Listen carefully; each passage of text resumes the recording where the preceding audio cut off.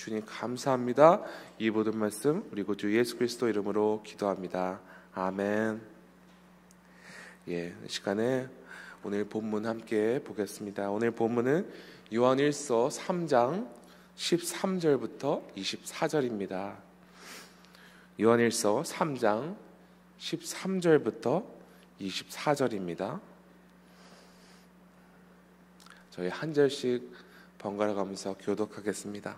요한일서 3장 13절부터 24절. 형제들아, 세상이 너희를 미워하여도 이상히 여기지 말라. 우리는 형제를 사랑함으로 사망에서 옮겨 생명으로 들어간 줄을 알거니와 사랑하지 않은 자는 사망에 머물러 있느니라. 그 형제를 미워하는 자마다 살인하는 자니 살인하는 자마다 영생이 그 속에 거하지 아니하는 것을 너희가 아는 바라. 그가 우리를 위하여 목숨을 버리셨으니 우리가 이로써 사랑을 알고 우리도 형제들을 위하여 목숨을 버리는 것이 마땅하니라. 누가 이 세상의 재물을 가지고 형제의 궁핍함을 보고도 도와줄 마음을 닫으면 하나님의 사랑이 어찌 그 속에 거하겠느냐. 자네들아, 우리가 말과 혀로만 사랑하지 말고 행함과 진실함으로 하자. 이로써 우리가 진리에 속한 줄을 알고 또 우리 마음을 주 앞에서 굳세게 하리니 이는 우리 마음이 혹 우리를 책망할 일이 있어도 하나님은 우리 마음보다 크시고 모든 것을 아시기 때문이라.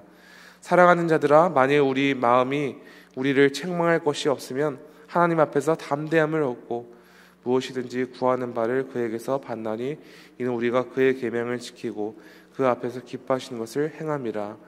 그의 계명은 이것이니 곧 그 아들 예수 그리스도의 이름을 믿고 그가 우리에게 주신 계명대로 서로 사랑할 것이니라. 함께 읽겠습니다. 그의 계명을 지키는 자는 주 안에 거하고 주는 그의 안에 거하시나니 우리에게 주신 성령으로 말미암아 그가 우리 안에 거하시는 줄을 우리가 아느니라. 아멘. 하나님의 말씀입니다.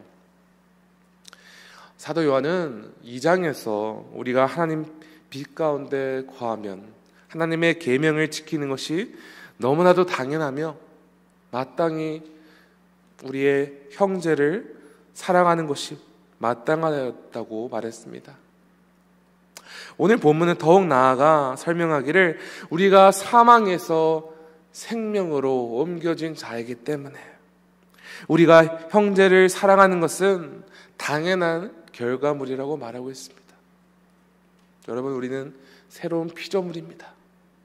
예전 그 죄의 노예로서 살아간 자가 아니라 하나님의 백성으로서 하나님의 기쁘신 뜻을 이루기 위해 살아가는 백성임을 믿으시니까.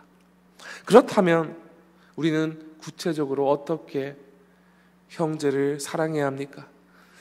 오늘 본문을 통해서 이에 대한 적용점을 두 가지 함께 나누기 원합니다. 첫 번째로 우리는 예수님의 방식대로 사랑해야 합니다. 예수님의 방식대로 사랑해야 합니다. 16절입니다. 그가 우리를 위하여 목숨을 버리셨으니 우리가 이로써 사랑을 알고 우리도 형제들을 위하여 목숨을 버리는 것이 마땅하니라. 오늘날 우리가 사는 현대 사회는 모든 사람들이 함께 연합하여 좋은 세상을 만들어가는 일에는 별로 크게 관심이 없습니다. 특히 이제는 직접 우리가 사람을 만나서 미팅을 하고 일하는 대신에 자신간의 공간에서 컴퓨터나 스마트폰으로 작업을 하고 혼자서 시간을 보내는데 너무나도 익숙해졌습니다. 한 예로 제가 어느 식당에서 예전에 식사를 하고 있는데 어느 어머니와 또 그리고 시집간 딸이 오랜만에 만나서 함께 식사를 하는 그런 장면을 보았습니다. 그런데 너무 오랜만에 만났으면 같이 근황도 나누고 너무나 할 말이 많아서 그 이야기가 끊이지 않아야 되는 것 아십니까? 근데 자신만의 그 스마트폰을 보면서 그 세계에 빠져 간간히 스마트폰을 보면서 이렇게 대화를 이어가는 그 안타까운 모습을 목격하게 됐습니다. 이러한 새로운 문화와 환경은 사람들을 더욱 이기적으로 만들며 더 자신만을 생각하는 존재로 만들었습니다. 이러한 이기주의적인 가치관은 이 세상의 결혼관에도 큰 영향을 미치고 있습니다. 팀 켈러 목사님께서 쓰신 결혼을 말하다라는 책이 있습니다. 목사님께서는 수많은 젊은이들이 오늘날 결혼을 선택하지 않고 동거를 택하고 또한 결혼이라는 헌신된 관계를 두려워하며 결혼을 하더라도 쉽게 이혼을 선택하는 이유에 대해 전통적인 결혼관이 상실되었기 때문이라고 말합니다. 또 오늘 시대에 변질된 결혼관에 대하여 이와 같이 설명하고 있습니다. 제가 한 문구를 읽어보겠습니다. 지난날 결혼은 공익에 이바지하는 공적인 제도로 사용되었지만 이제는 개인의 만족을 위한 사사로운 계약이 되었다. 우리의 문제가 아니라 나 자신이 중요해진 것이다. 한마디로 결혼은 서로를 위한, 서로에게 유익을 주기 위한 관계였으나 이제는 서로 간의 유익이 아니라 나 자신의 유익과 만족이 행복한 결혼 생활의 핵심이 되었다는 것입니다. 그런데 절대로 이런 가치관으로는 결혼 생활뿐만 아니라 모든 인간관계가 행복할 수가 없습니다. 나 자신의 유익과 만족을 위한 그 어떠한 관계는 오히려 나 자신을 불행하게 만들 수밖에 없습니다. 왜냐하면 우리는 서로를 완전히 만족시킬 만큼 완벽하지 않은 흠이 너무 많은 죄인이기 때문입니다. 그렇다면 지극히 자신밖에 모르는 오늘의 개인주의적 사회에 대해서 오늘 말씀이 주는 교훈은 무엇입니까? 사도 요한은 너무나도 기본적이며 근본이 되는 예수님의 계명을 다시 한번 강조하고 있습니다. 우리는 서로 사랑할지니. 그런데 사도 요한이 여기서 실천하라는 사랑은 절대로 우리가 추구하는 이 시대에 나 자신의 유익과 만족을 위한 사랑이 아니죠. 나 자신을 제일 중요히 여기며 나에게 초점을 맞추는 이것은 하나님의 뜻이 아니라 사단의 뜻이에요. 사도 요한은 자신의 아우 아벨을 죽인 가인의 예로 들면서 15절에서 이르기를 형제를 미워하는 것은 살인 행위라 기록하고 있습니다. 그런데 가인이 자신의 아우를 살인한 동기를 무엇이라 말하고 있습니까? 하나님께서 아벨의 예물만 기쁘게 받으시니 그를 시기한 것인데 바로 그 시기하는 마음은 사단이 주는 마음이죠.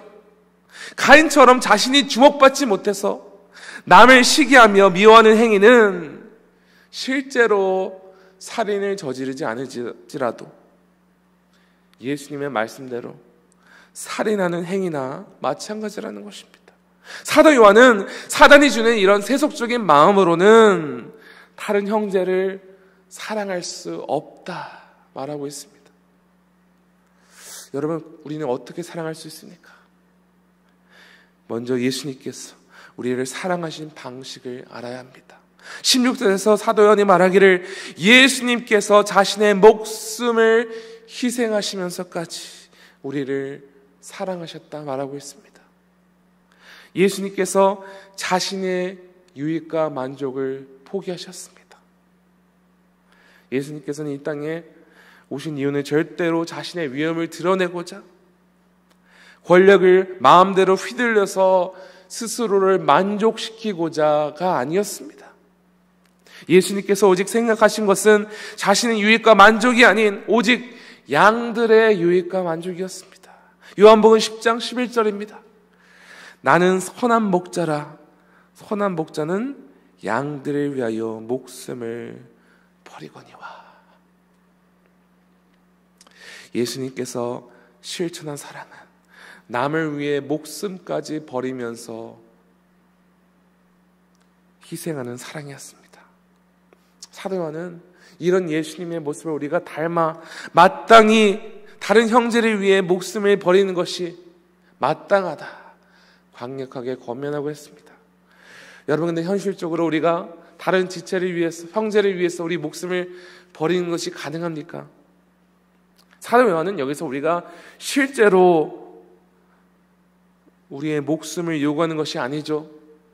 그가 여기서 우리가 배우라는 예수님의 사랑 방식은 남을 위해 나 자신의 자아를 버리며 희생하는 사랑입니다.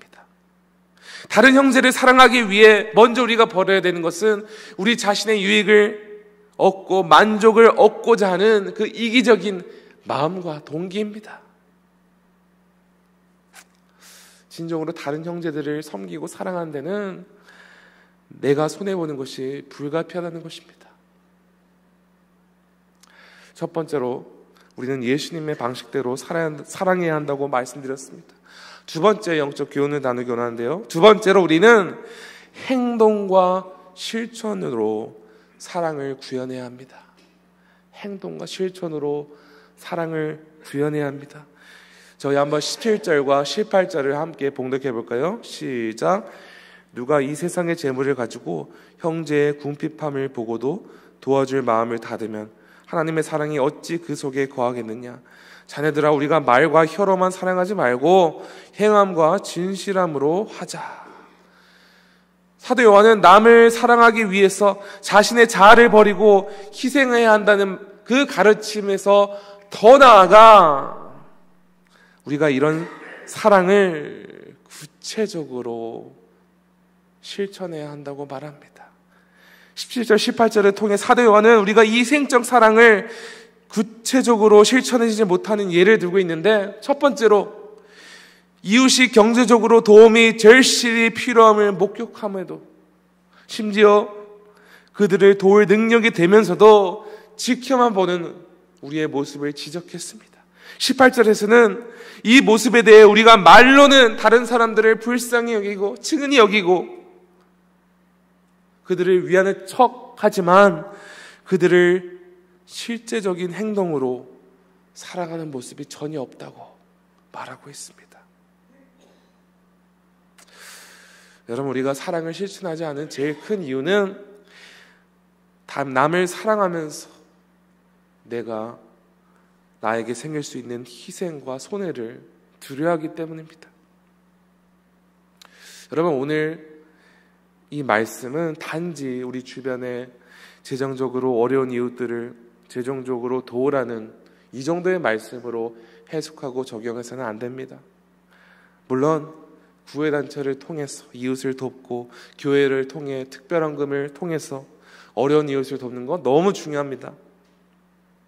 하지만 사도 요한은 그 무엇보다 우리 주변의 여러 가지 이유로 궁핍한 지체들과 이웃들의 그 영혼 그 자체를 마음에 품고 그들을 주의 있게 살피고 그들의 구체적인 필요를 채우는 일에 헌신하라. 그들의 구체적인 필요를 채워줌으로써 사랑하라. 기록하고 있는 것입니다. 기본적으로 우리가 어떤 영혼을 마음으로 품는다는 것은 우리의 시간과 자원과 재능을 희생하여 다른 영혼을 위해 헌신한다는 것입니다. 그런데 많은 경우 우리가 주변에 있는 그런 사람들을 도울 때 그들에게 절실한 필요가 있다는 것을 인지하기만 하고 혹은 내 방식대로 그들을 돕는 일에는 관심이 있으나 그 영혼들이 진정으로 필요로 하는 일이 무엇인지 알아내는 일, 그 궁극적 필요를 채워주는 일을 직접 채워주는 일에는 굉장히 소극적이라는 것입니다.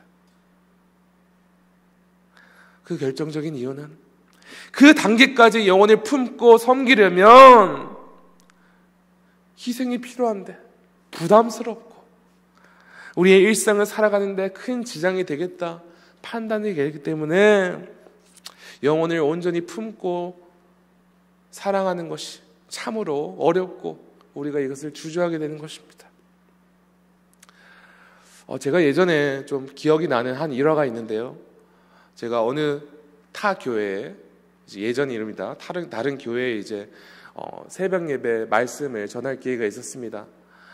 좀 다른 지역에 있는 곳이라서 이제 그 교회에서 이제 그런 호텔을 좀 이렇게 마련해 주셔서 이제 밤늦게 도착해서 이제 다음 날 아침 새벽 예배를 전해야 되는 그런 상황이었습니다. 그런데 이제 비행기를 타고 그 양복을 수트케이스에 이렇게 넣어서 꺼냈더니 좀 이제 구겨져 있더라고요. 근데 뭐 밤늦게 이것을 제가 뭐 어떻게 다릴 방법도 없고 뭐 세탁소도 다 닫은 상태였고 그래서 뭐 어쩔 수 없이 이제 아침에 이제 새벽 예배 말씀을 전하러 갔습니다.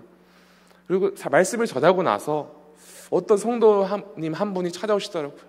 목사님, 그 양복 좀 벗어주세요. 제가 좀 구겨졌던데 제가 이 양복 좀 달아서 호텔로 갖다 드리겠습니다. 사실 이게 어떻게 보면은 뭐 별거 아닐 수 있겠다 생각할 수도 있겠지만 사실 그것을 모두 다 봤겠죠. 제 양복이 구겨진 것을. 뭐 보는 것은 누구나 할 수 있습니다. 아, 목사님 양복 구겨졌네. 뭐 저렇게 구겨진 양복이 있고 어떻게 나올 수 있을까? 그런데 그 마음을 넘어서서 제가 그거 저희가 세탁소를 운영하니까 잘 달아서 드라이해서 갖다 드리겠습니다. 저는 그 마음이 너무나 감사하더라고요. 정말 제 그런 피로를 이렇게 긍휼하게 이렇게 생각해 주신 것뿐만 아니라 직접 그것 실천으로서 또 그것을 이렇게 정성스럽게 이렇게 섬겨 주신 모습이 너무나도 감사했습니다. 저는 이 일을 생각하면서 정말 우리가 우리 주변에 우리의 도움이 필요한 지체들이 있는지, 이웃들이 있는지, 영혼들이 있는지 우리가 더 구체적인 단계까지 생각해보고 헤아려 볼 필요가 있다고 생각이 들었습니다. 그냥 저 이웃들 참 안 됐다, 저 사람들 안 됐다, 여기서 끝나는 것이 아니라 말로만 우리가 다른 영혼을 품고 사랑한다 말하는 것이 아니라 내 삶이 조금 불편해지더라도 그들의 삶을 헤아리고 그들이 정말 필요한 것을 채워주는 그것이야말로 예수님이 말씀하시는 자기 희생적인 사랑이라는 것이죠. 예수님께서는 목숨까지 버리시면서 우리에게 희생적인 사랑을 실천하셨으면 우리는 잊어서는 안 됩니다. 가장 높으신 보좌에 앉으신 예수께서 가장 낮은 자리에 우리를 섬기기 위해 오셨습니다. 인간적인 시점에서 볼 때 얼마나 비효율적이며 비생산적인지 모릅니다. 그러나 예수님의 삶을 우리는 닮아야 합니다. 다른 영혼을 품고 헤아리고 사랑할 때 우리는 예수님의 이 모습을 닮아야 합니다. 다른 영혼을 섬길 때 이것이 얼마나 나에게 생산적인지, 얼마나 나에게 효율적이며 유익이 되는지 따지고 사랑하는 것이 아니라 그 영혼에 주목하며 그 영혼에 집중하며 사랑하는 것이야말로 예수님이 우리에게 몸소 보여주신 사랑이죠. 사랑하는 지구촌 성도 여러분, 오직 예수님의 방식대로 우리 자신의 유익과 만족을 완전히 내려놓고 오직 구체적인 행동과 실천으로서 다른 영혼에게 희생적인 사랑을 구현해 나가시길 간절히 소망합니다. 우리 모두 몸소 이 땅에 우리를 살리기 위해 오신 예수님을 닮아 그 예수님의 모습대로 사랑하는 주의 거룩한 백성 되시기를 간절히 축원합니다. 시간 함께 기도하겠습니다. 하나님 아버지, 저 높은 하늘 보좌에서 정말로 하찮고 정말로 죄로 가득한 우리를 사랑하시고 우리를 섬기시기 위해 이 땅에 오신 주님의 사랑 감사합니다. 또한 우리 죄를 대신 짊어지기 위해서 자신의 목숨마저 버린 그리스도의 거룩한 사랑 감사합니다. 주님, 이 은혜를 입은 자로서 우리 또한 이 희생적인 사랑을 구체적으로 살아가는 주의 백성 되게 하여 주시옵소서. 이 세상의 흐름처럼 우리 자신의 유익과 우리 자신의 삶에 집중하며 주목하는 것이 아니라 다른 영혼을 먼저 헤아리며 그 영혼을 집중하며 그 영혼을 섬기기 위해 우리 자신의 희생도 마다하지 않는 주님을 닮은 사람, 주님의 마음에 합한 사람 되게 하여 주시옵소서. 주님께서 이러한 삶을 살아가도록 우리에게 성령의 능력 허락하시고, 또한 우리 주변에 우리의 도움이 간절히 필요한 영혼들이 있는지, 우리의 위로가 정말 필요한 지체들이 있는지 돌아보게 하시고 우리 마음에 감동을 주셔서 주님이 기뻐하시는 그 사랑을 실천하며 주의 복음을 전하는 주의 백성들 되게 하여 주시옵소서. 주님, 이 모든 것을 주께서 이룰 줄을 믿사오며 이 모든 말씀 우리 구주 예수 그리스도 이름으로 기도합니다. 아멘. 하늘에 계신 우리 아버지여, 이름이 거룩히 여김을 받으시오며 나라가 임하시오며 뜻이 하늘에서 이루어진 것 같이 땅에서도 이루어지이다. 오늘 우리에게 이러한 양식을 주시옵고 우리가 우리에게 죄 지은 자를 사하여 준 것 같이 우리 죄를 사하여 주시옵고 우리를 시험에 들게 하지 마시옵고 다만 악에서 구하시옵소서. 나로와 권세와 영광이 아버지께 영원히 있사옵나이다. 아멘.